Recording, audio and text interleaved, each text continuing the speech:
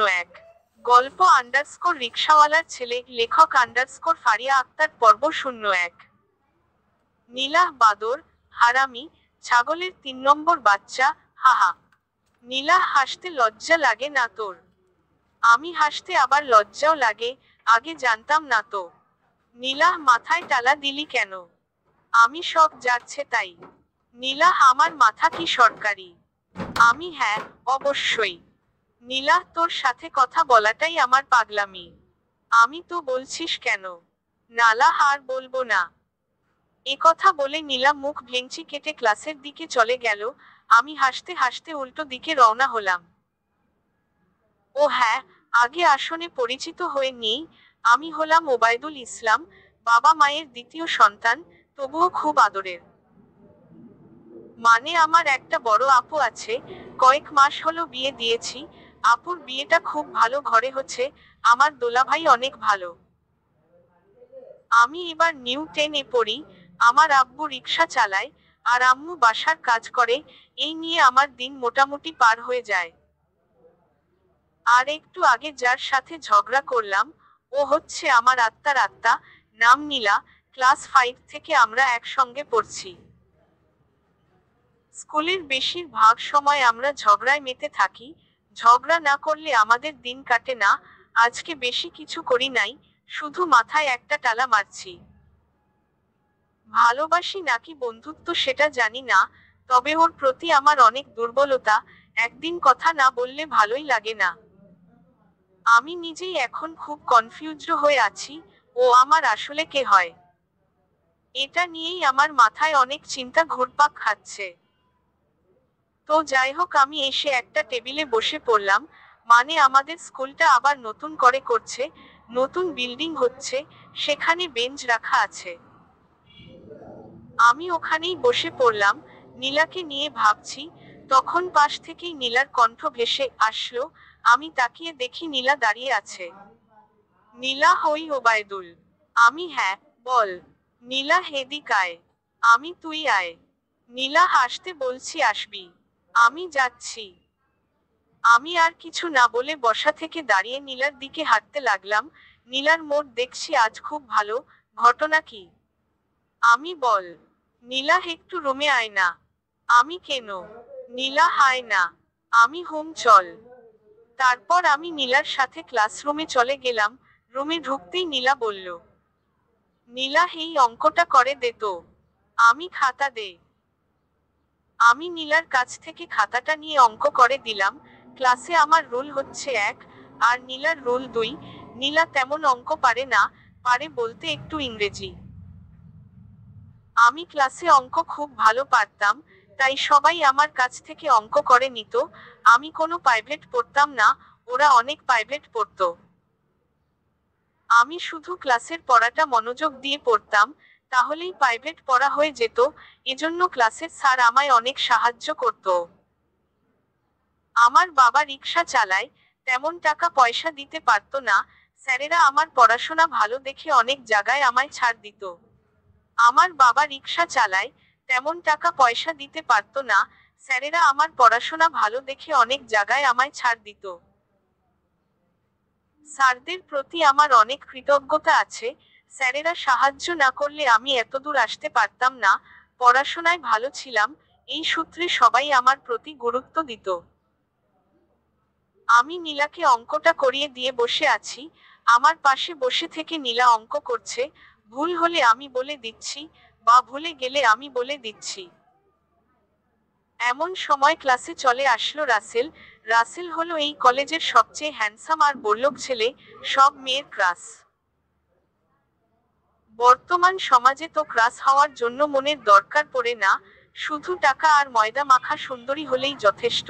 তো সেই অনুযায়ী রাসেলের শখ ছিল, তাই সবাই ক্রাশ খেত। আমার আর নীলার সম্পর্ক সে একদম মানতে পারতো না। কেন পারতো না সেটা আমি জানি না, তবে যখনই সুযোগ পায়, আমায় একদম গা ধুয়ে ছাড়ে। আমিও কম কিসের, আমিও সুযোগ পেলে একদম মাথা থেকে পা পর্যন্ত ধুয়ে দিই। জানি না আজ সে কোন উদ্দেশ্যে আসছে। রাসেল বাহ বাহ, ক্লাসে একা একা বসে থেকে তো ভালোই হচ্ছে। আমি হচ্ছে মানে কি বলতে চাচ্ছ? রাসেল বুঝতে পারছেন না মিস্টার। নীলাহ রাসেল তুমি অযথা এসব কি বলছো? রাসেল আরে ডার্লিং ঠিক কথাই তো বলছি। আমি মুখ সামলে কথা বলো। রাসেল আরে বাহ তাই নাকি?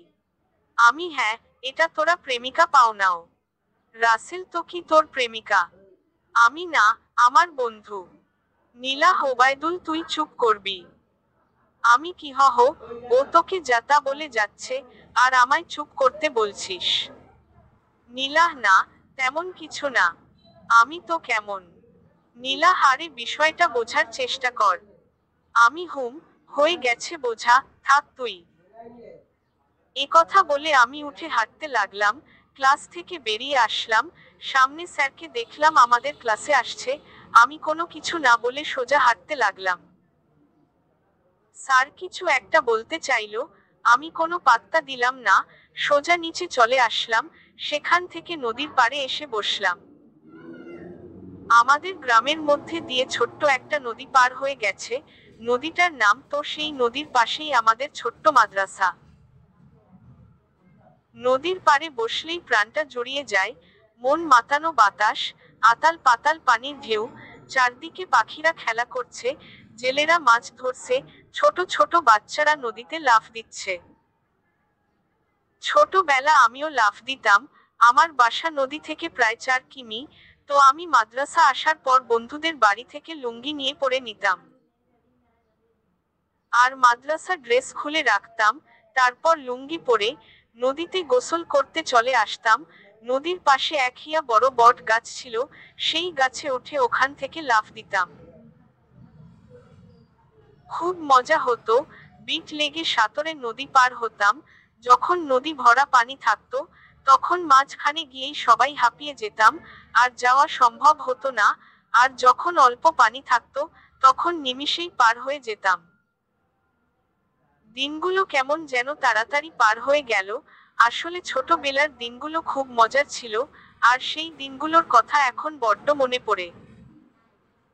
নদীর পাড়ে বসে থেকে নদীর মায়াবী নাচ দেখছিলাম, বাতাসে ঢেউ তুলছে, একদিকে ঢেউ আরেকদিকে লাগছে, দৃশ্যটা খুব সুন্দর ছিল।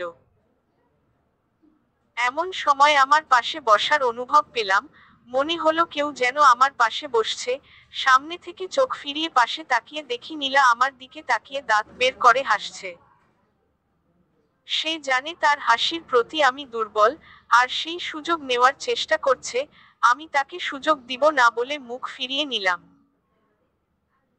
এমন পরিবেশে প্রিয় মানুষটার হাসি খুব মিষ্টি লাগে, মনের কোণে দাগ কাটে, আমারও কাটলো, কিন্তু সেটা বালি চাপা দিলাম, মন বলছে আর একটু তার দিকে তাকিয়ে থাকি।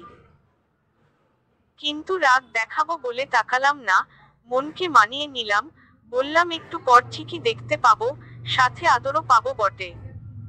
নীলা হেই ওবায়দুল। আমি কোনো কথা বললাম না, অন্য দিকে তাকিয়ে থাকলাম। নীলা হেই জানু। তবুও কিছু বললাম না, আসলে আমরা বেস্ট ফ্রেন্ড তো তাই আমাদের মাঝে সব ভাষায় চলে, মনে মনে হাসলাম। নীলা শোন না, আর কোনোদিন এমন হবে না, রাসেল একটা লুচ্চা ছেলে, ওকে খুব বকছি, আর কোনোদিন আমার সঙ্গে লাগবে না। আমি কেন বলছিস, যা ওর সাথে কথা বল। নীলা কেন? আমি তোরা তো আবার খারাপ ছেলেদের বেশি পছন্দ করিস। নীলা কথা ভুল নয়, তবে আমার মনে হয় তোর থেকে খারাপ এই পৃথিবীতে নেই। আমি খারাপ, যা এখান থেকে। নীলা হারে সরি বললাম তো। আমি শর্ত। নীলা দেখ, অনেক হচ্ছে, এবার চল নয়তো ধাক্কা দিয়ে নদীতে ফেলে দিব। আমি সাহস আছে তোর? নীলা আমার সাহস দেখবি, এই দেখ। কথা বলতে দেরি, ধাক্কা দিতে দেরি হলো না, শালা কি মেয়েরে বাবা, বলতে না বলতেই ধাক্কা দিয়ে দিল। আমি তো ধপাস করে পানিতে পড়ে গেলাম, শার্ট প্যান্ট সব গেল। এসব গেলে যাক সমস্যা নাই, কিন্তু হাতে একটা ঘড়ি ছিল, এটাও গেল। তুই সত্যি সত্যি কেন ধাক্কা দিলি? নীলা আমার সাহস দেখতে চাইলি তাই। আমি বাসায় কেমনে যাব? নীলা আমি কি জানি, আমি তো গেলাম, টাটা। নীলা শোন। নীলা বল। আমি আমায় পড়ার জন্য কিছু এনে দে, নয়তো আমি বাসায় কেমনে যাব। নীলা, পারবো না, শর্ত। আমি যাই। আমি ওকে, যা, আর কোনোদিন কথা বলবি না। নীলা, যাচ্ছি যাচ্ছি। এ কথা বলে নীলা চলে গেল। আমি আরাম মতো সাঁতার কাটতে লাগলাম। নীলার বাসা এখানেই, কয়েক ধাপ দিতে হবে, তাই আমার বলাতে সে চলে গেল। আর আমি জানি সে কিছু একটা করবে। আমি সাঁতার কাটছিলাম, কিছুক্ষণ পর নীলা একটা লুঙ্গি আর একটা শার্ট হাতে নিয়ে পাড়ে এসে হাজির হলো। আমি, কি রে, শার্টটা আমার খুব চেনা চেনা মনে হচ্ছে। নীলা, শর্ত। আমি, সত্যি করে বল এটা কার? নীলা, কার আবার? তোর মনে নাই? একদিন এখানে গোসল করে শার্ট রেখেই চলে গেছিলি। আমি, ওহ, মনে পড়ছে। নীলা, ভাবছিলাম তোকে আর দিব না, আমার কাছেই রাখবো। আমি, তুই কি করবি? নীলা, আমার বরকে পরিয়ে দিব। হারামি, নে উঠে আয়। আমি, আর একটু। নীলা, লাত্তি খাবি কিন্তু। আমি উঠছি। কি আর করার, পারে পেতনি দাঁড়িয়ে আছে, না উঠলে খবর খারাপ হয়ে যাবে, তাই আর দেরি না করে উঠে পড়লাম। উঠে এসে শার্ট খুলে রাখলাম, আর নীলার হাত থেকে গামছা নিয়ে মাথা মুছতে লাগলাম। এরপর গা মুছে লুঙ্গিটা পরে নিলাম, মনে হচ্ছে লুঙ্গিটা ওর বাবার। আমি, নে ময়না, এবার আমার জামা কাপড় ধুয়ে নে। নীলা, হেই বাদর, এই, আমায় কি তোর বউ পাইছিস? আমি শুধু এই কাজের জন্য হলে হতে পারে। নীলা, আমার বয়ে গেছে, সর। আমি, তুই সর, লাগবে না ধোয়া। তারপর আমি ধুয়ে নিলাম। নীলা এসে শুধু আমার শার্ট ধুয়ে নিল। তারপর দুজনে নীলার বাসায় এসে আমার শার্ট প্যান্ট রোদে দিনু। নীলা, ক্লাস করবি? আমি, হয়, এই লুঙ্গি পরে ক্লাস করব। নীলা, তাহলে থাক, আমি বইগুলা নিয়ে আসি। এ কথা বলে নীলা স্কুলে চলে গেল। আমি নীলার বাসার সামনে দাঁড়িয়ে রইলাম। একটু পর বই নিয়ে এসে হাজির হলো ম্যাডাম। আমার বই নিয়ে আমি রওনা হলাম। নীলার কাছ থেকে বিদায় নিয়ে বাসার দিকে হাঁটতে লাগলাম। এই লুঙ্গি পরে ক্লাসের বই নিয়ে হাঁটতে একটা লজ্জাও লাগছিল। কিন্তু কিছু করার নেই, বই না নিয়ে গেলে রাতে পড়ব কেমনে, তাই বই সাথে নিতেই হলো। কিছুক্ষণ হাঁটার পর বাসায় এসে পৌঁছলাম। দরজা দিয়ে ঢুকতেই আম্মু আমার এমন অবস্থা দেখে বুঝে গেল। আম্মু, আজকেও নিশ্চয়ই নদীতে গোসল করছিস? আমি কি আর সাধে করছি? আম্মু, তোকে না নিষেধ করছি। আমি, আরে আম্মু, আমার দোষ নাই, সব ওই নীলা পেতনির দোষ। আম্মু, এখন তো ওর দোষ হবেই। আমিও, আমায় ধাক্কা দিয়ে নদীতে ফেলে দিছে। আম্মু, মিছা কথা একদম বলবি না। আমি সত্যি বলছি। আম্মু, হুম, তুই যে কত সত্যির বান্দা সেটা আমার খুব ভালো করে জানা আছে। আমি, ধুরু, কেউ আমায় বিশ্বাস করে না। এমন বিরক্তিকর ভাব নিয়ে ঘরের দিকে চলে গেলাম। ঘরে এসে বইগুলো টেবিলে রাখলাম, আর খাটের উপর শুয়ে পড়লাম। আমাদের মাটির বাড়ি, তাই মাটিই আমাদের একমাত্র এসি। কারেন্ট ছিল, কিন্তু 4 মাসের বিল পরিশোধ করতে পারি নাই বলে লাইন কেটে দিছে। লাইন লাগাতে অনেক টাকা লাগবে, তাই আর লাগানোর ক্ষমতা হয়ে ওঠে নাই, সেজন্য ওভাবেই আছে। একদিন আমি এসব কিছু ঠিক করে দিব। আমার বাবা মাও একদিন মাথা তুলে বাঁচতে পারবে, বড়লোকদের মতো ঘুরবে। আমি যখন লেখাপড়া শেষ করে চাকরি করব, তখন আম্মু আব্বুকে অনেক সুখে রাখবো, একটুও কষ্ট পেতে দিব না, আর এই কষ্টের ভিতর থাকতেও দিব না। একবার শুধু আমি লেখাপড়া শেষ করে চাকরি পাই, তারপর দেখাবো আমার বাবাও সবার মতো চলতে পারে, কারো থেকে কম নয়, কারো পাট খেটে খেতে হবে না। শুয়ে শুয়ে এসব ভাবছিলাম, এর মধ্যে কখন যে ঘুমিয়ে গেছি বলতে পারবো না। হঠাৎ আম্মুর ডাক কানে ভেসে আসলো। একটু ভালো করে শুনতেই বুঝলাম আম্মু খাওয়ার জন্য ডাকছে। পেটে তো খিদা ঠিকই লাগছে, কিন্তু চোখে বলছে আর একটু ঘুমা। পেট শান্তি তো দুনিয়া শান্তি, এটা ভেবে উঠে পড়লাম। বাইরে এসে পানি দিয়ে হাত মুখ ধুয়ে খেতে বসলাম। আমি, আব্বু কই? আম্মু কাজ করছে। আমি, এত দুপুরেও কাজ শেষ হয় নাই?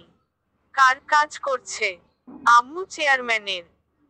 আমি ওর কাজে কেন যাই? হ্যাঁ, গরুর মতো মানুষকে খাটিয়ে নেই, আবার টাকা দেওয়ার সময়ও কম দেয়। আম্মু বাবা, কাজ না করলে আমরা খাবো কি? আমি তাই বলে গরুর মতো খাটতে হবে।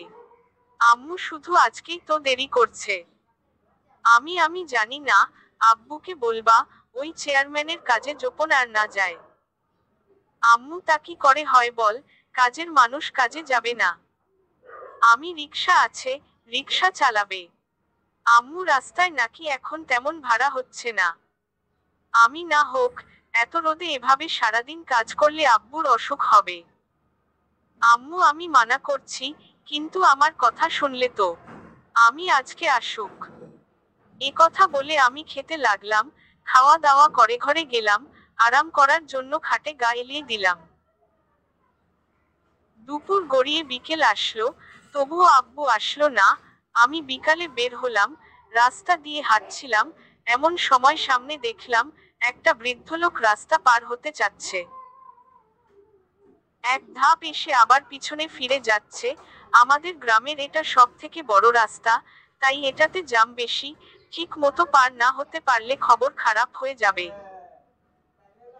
তো দেখলাম বৃদ্ধ লোকটা রাস্তা পার হবার অনেক চেষ্টা করলো, কিন্তু পারলো না। এক ধাপ আসলে দুই ধাপ পিছনে যাচ্ছে। বিষয়টা দেখে আমি থেমে থাকতে পারলাম না। সাথে সাথে হেঁটে সেই বৃদ্ধ লোকটার কাছে গেলাম। কাছে গিয়ে লোকটার হাত ধরলাম আর বললাম, আমি দাদু, চলেন আমি আপনায় রাস্তা পার করে দিচ্ছি। বৃদ্ধ লোকটা আমার দিকে তাকিয়ে একটা মুচকি হাসলো, মনে হচ্ছে আমায় দোয়া করলো। আমি এবার লোকটার হাতে ধরে আস্তে আস্তে এগিয়ে যেতে লাগলাম। আমার দিকে দেখে কিছু কিছু গাড়ি থেমে গেল, ফলে আমি তাড়াতাড়ি পার হওয়ার সম্ভাবনা পেলাম। কিন্তু মাঝখানে আসতেই হঠাৎ একটা বাইক চলে আসলো। আমি লোকটার হাত ধরে টান দিলাম, ফলে লোকটা একটুর জন্য বাঁচলো, নয়তো এতক্ষণে অবস্থা শেষ হতো। এটা দেখে সবাই তো অবাক। আমার খুব রাগ হলো। রাগে লাল হয়ে পিছনে তাকালাম, আর যা দেখলাম তাতে আমার চোখ কপালে উঠে পড়ল।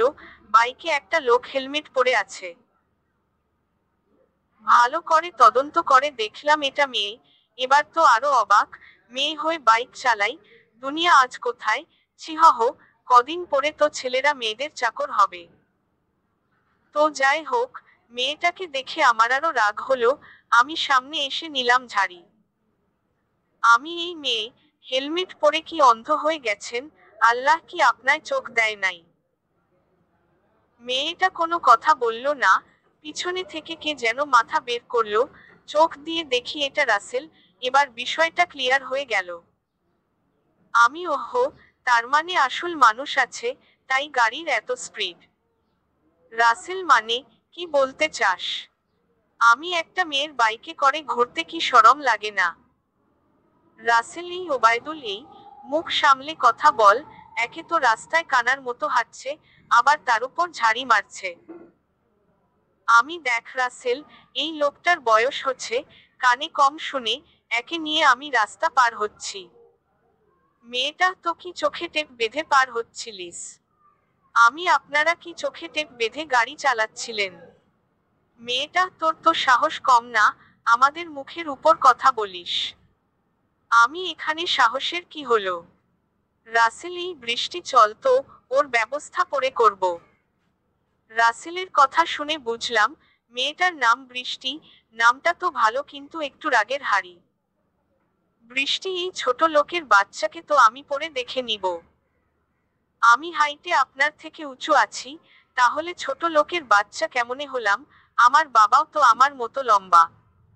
বৃষ্টি তোকে তো আমি দেখুন ম্যাডাম, এখানে অনেক লোকজন আছে, অযথা মান সম্মান নষ্ট করবেন না, তাই বলছি এখান থেকে যান।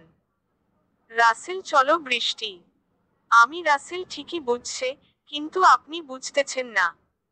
বৃষ্টি তোকে আমি পরে দেখে নিব রে ছোট লোকের বাচ্চা। আচ্ছা, কাল থেকে ভালো ভালো জামা কাপড় পরে আসবো। বৃষ্টি রাগে শুধু গোজগোজ করছে, তবুও কিছু না বলে চলে গেল। কারণ সে ভালো করেই জানে এখানে আমার কোনো দোষ নাই। আমায় কিছু বললে পাবলিকের কাছে সেই খারাপ হয়ে যাবে। রাগী হলেও মেয়েটার বুদ্ধি আছে, মানতে হবে। আমি আর দাঁড়িয়ে না থেকে বৃদ্ধ লোকটাকে নিয়ে রাস্তা পার হলাম। রাস্তার এপার এসে লোকটাকে তার গন্তব্যে পৌঁছে দিলাম। এরপর সামনে এগুতে লাগলাম, কিন্তু আমি বলেই গেছি আমি ঠিক কোথায় যাচ্ছিলাম। অনেকক্ষণ পর মনে হলো আমি তো আব্বুকে ডাকতে যাচ্ছি, তাহলে এখানে কি? আর দেরি না করে পাশের গ্রামে রওনা হলাম।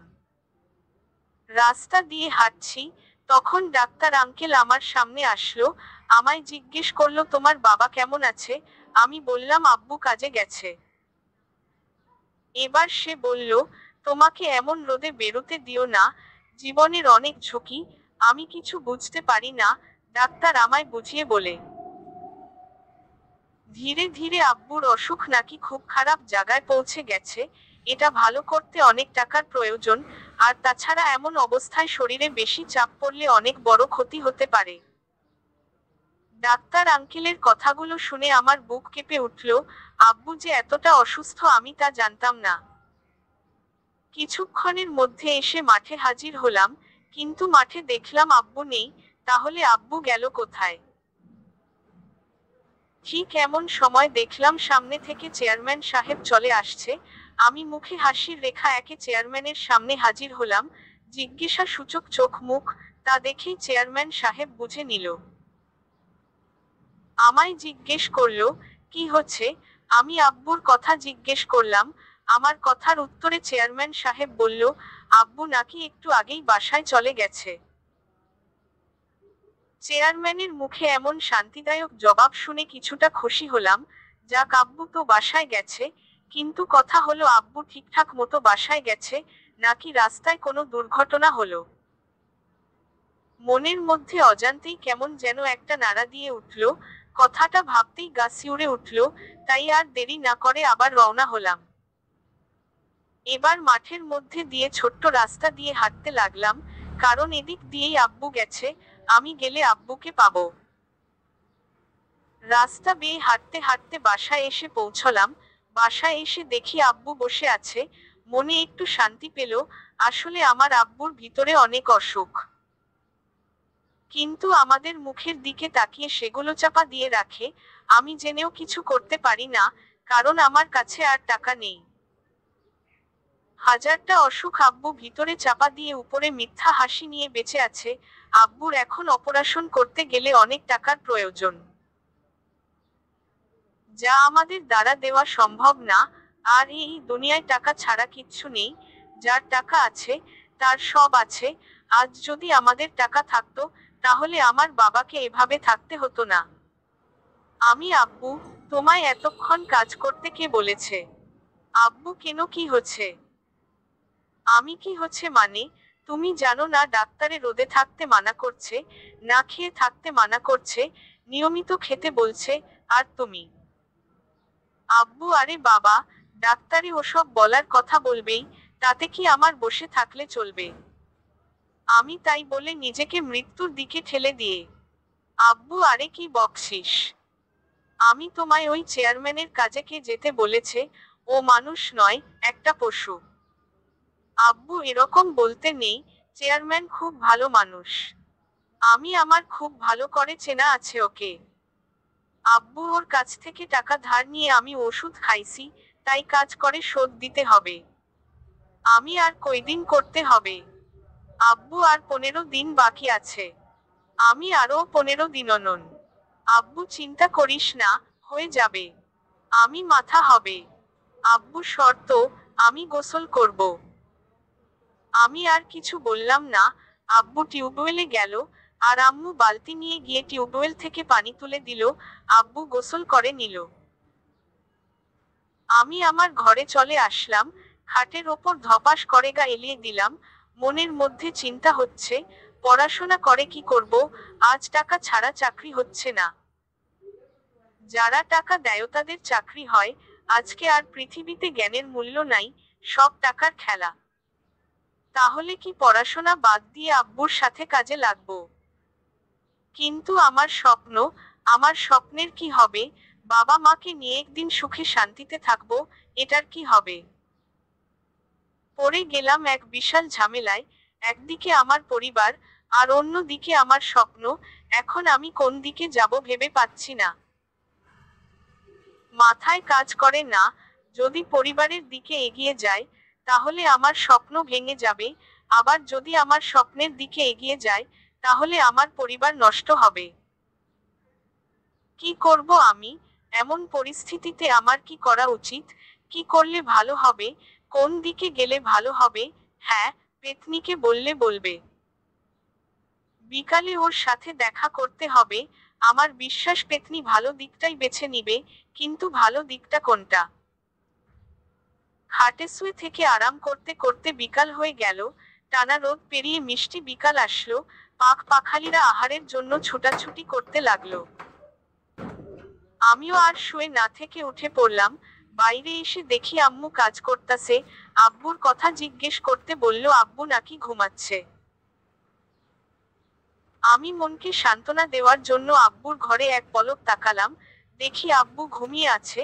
আমার কেমন যেন মনে হচ্ছে, ডাক্তারে মানা করা সত্ত্বেও আব্বু আজ অনেক কিছু করছে, যা করা নিষিদ্ধ ছিল। জানি না কি হয়, তবে আমার তো ভয় করছে, কখন কি হয়।